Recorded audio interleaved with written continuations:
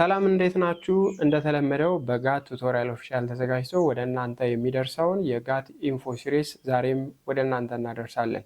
በባለፈው ቪዲዮአችን ጋት ኤግዛምን በቀላሉ ማለፍ ሲቻል ብዙዎች ለምን እንደሚወድቁ ጥቂት ሐሳቦችን አጋርተናቸዋል።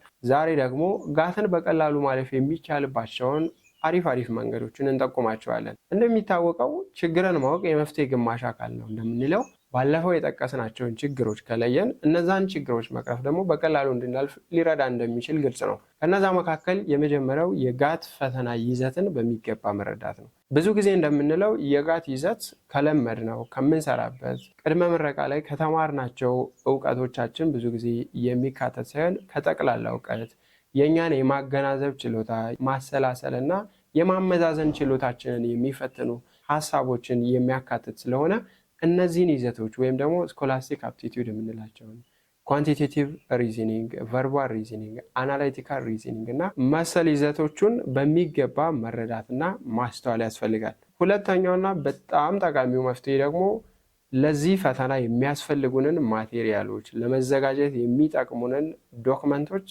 ከየትም ብለን አሰባስበን እነሱን ሪቪው ማድረግ እንዲሁም ደግሞ የመለማመጃ ጥያቄዎችን አብዝቶ ደግሞና ደጋግሞ መስራት ፈተናውን በቀላሉ ለማለፍ ብዙ ነገሮቻችንን ያቀልልናል። ሌላውና እጅግ ጠቃሚው ነገር ደግሞ የአእምሮ ሂሳብ የምንለው ወይም ደግሞ በአእምሮአችን ካልኩሌተር ሳንጠቀም በፍጥነት ስራዎችን መስራት የምንችልበትን ነገር መለማመድ ነው።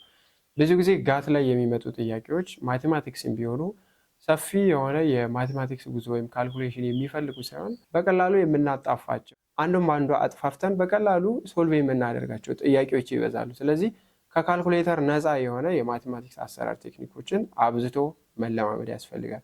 በተለይ ፐርሰንት ሬሾ እና አቬሬጅ ወይም ደግሞ አማካኝ የሚባለውን እንዴት በቀላሉ ማስላት እንደምንችል እንደዛ አይነት ነገሮችን አብዝቶ መለማመድ እጅግ ጠቃሚ ይሆናል። ሌላው ጠንካራ የሆነ የእንግሊዝኛ መዝገበ ቃላት እውቀት ነው። ብዙ ጊዜ የቃላት ተመሳሳይ፣ የቃላት ተቃራኒ እንዲሁም ሌሎች ተመሳሳይ ጥያቄዎች ይበዛሉ።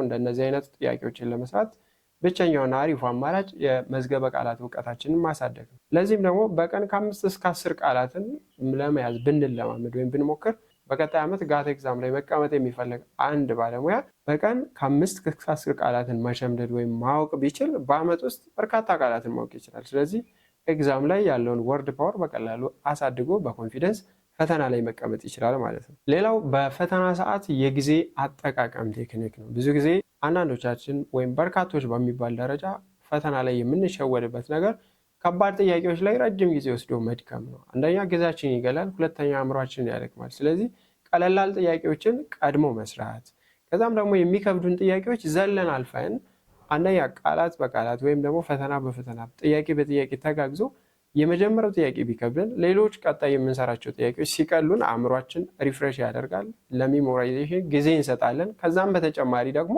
አንዱ ጥያቄ አንዱን አግዞ መልስም የምናገኝበት መንገድም ሊፈጠር ይችላል። ስለዚህ አንድ ጥያቄ ላይ ጊዜን ከማጥፋት ከባድ ጥያቄ ላይ ትኩረት ሰጥቶ ከመጨናነቅ ራሳችንን መቆጠብ ጊዜ አጠቃቀም ላይም ብልጥ መሆን ያስፈልጋል። ሌላኛውና እጅግ በጣም ጠቃሚው ደግሞ የመለማመጃ ጥያቄዎችን ደግሞ ደጋግሞ መስራት ነው። በተለይ የጋት ያለፈው ዓመት ፈተናዎችን ማግኘት ከተቻለ ወይም ደግሞ በተለያዩ ዌብሳይቶች፣ በቴሌግራም እንዲሁም በልዩ ልዩ ቻናሎች የሚለቀቁ የመለማመጃ ጥያቄዎችን እና ፖሎችን ወይም ኩዊዝሌቶችን በመስራት ራሳችንን ማለማመድ እጅግ ጠቃሚ ነው። ሌላውና እጅግ ጠቃሚው ደግሞ የጥናት ቡድኖችንና ቻናሎችን መቀላቀል ነው። በተለይ እንደ ጋት ቱቶሪያል ኦፊሻል አይነት ቻናሎች ብዙዎች በጋራ ሆነው ስለ ጋት ኤግዛም የሚወያዩባቸው የኤግዛም ኮንተንቶችን ሀሳብ አንስተው የሚመካከሩባቸው ልዩ ልዩ ጥያቄዎች ተለቀው እነዛን ቴስት በማድረግ ራሳችንንም በጋራም ደግሞ የምንወያይባቸውን እድል የሚፈጥሩልን ቻናሎችን መቀላቀል አንደኛ አንዱ ባንዱ መተጋገዝ፣ ተነሳሽነት መፈጠር። ብዙ ጊዜ የፖስት ግራጁዌት ፕሮግራም ለመከታተል የሚመጡ ከትምህርት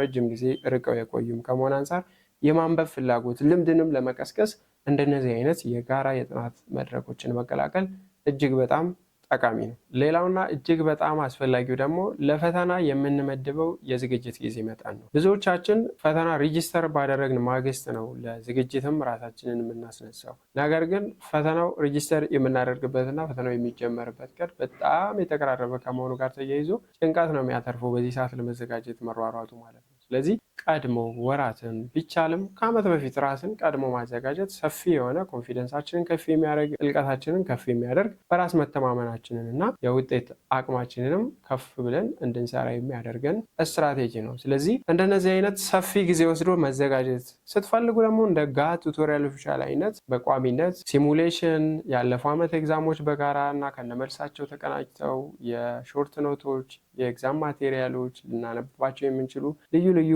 ሪፈረንሶችን እና የቱቶሪያል ፕሮግራሞችንም በሰፊው ይሰጣል። እሱንም አክሰስ ማድረግ የምትችሉበት እድል እንዲሁ አላችሁ። ተመሳሳይ ሀሳቦች አዘውትረው እንዲደርሷችሁ ሁሉንም የጋት ቱቶሪያል ኦፊሻል ቻናሎችን ላይክ፣ ሼር፣ ፎሎ በማድረግ ቤተሰብ ሁኑ።